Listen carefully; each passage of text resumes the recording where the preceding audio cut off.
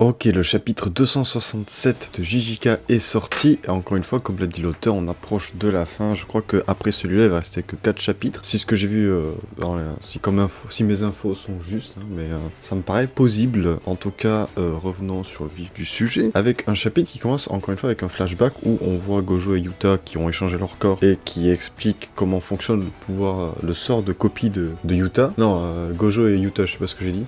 Bon bref, et celui-ci explique qu'en fonction de ce qu'il mange, il peut copier les techniques des autres, mais par contre, pour ce qui est des extensions de territoire, si j'ai bien compris, il faut manger plus, enfin la façon de manger est différente, et il explique aussi que, parce qu'ils sont en train de débattre de comment copier le sort de Sukuna, et il explique que malheureusement, si il copie un sort en mangeant une partie, en faisant manger à Rika une partie du corps, si celui-ci régénère son corps, par exemple si on fait manger un bras, l'exemple qui est donné, c'est si on fait manger le bras de Gojo pour copier le sort de Gojo, et après il pourrait le faire repousser, mais Yuta dit que non, que ça ferait annuler la copie, et c'est avec ces bases qu'on va... Ah oui, et il rajoute aussi, j'allais oublier, que Yuji ne maîtrise pas encore le Sukuna, mais il a ancré en lui, et il sous-entend donc que Yuji aurait aidé à la copie du sort de Sukuna, et c'est avec cette information qu'on revient au présent, avec du coup Yuji à qui il manque 2 doigts. Sukuna fait la réflexion du fait qu'il lui avait arraché un doigt pour prendre le corps de Megumi, mais que le deuxième doigt, que ça soit bizarre qu'il ait un deuxième doigt perdu.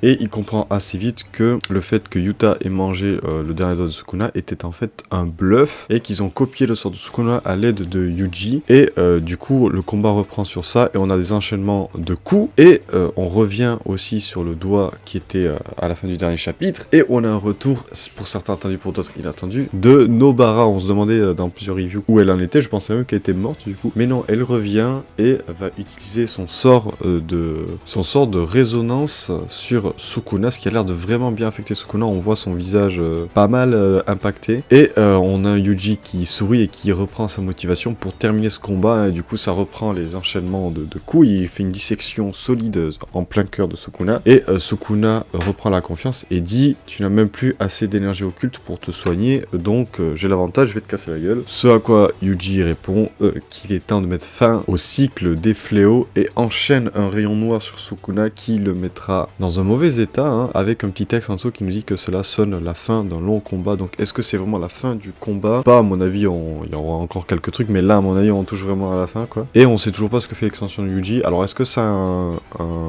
un effet sur ses coups? Parce qu'à un moment on voit qu'il met un coup qui arrive à retardement, Sukuna le dit, c'est un coup à retardement. Donc est-ce que Yuji pourrait manipuler sa façon de se battre? Ou est-ce que du coup c'est le même extension que Sukuna mais dans un environnement différent?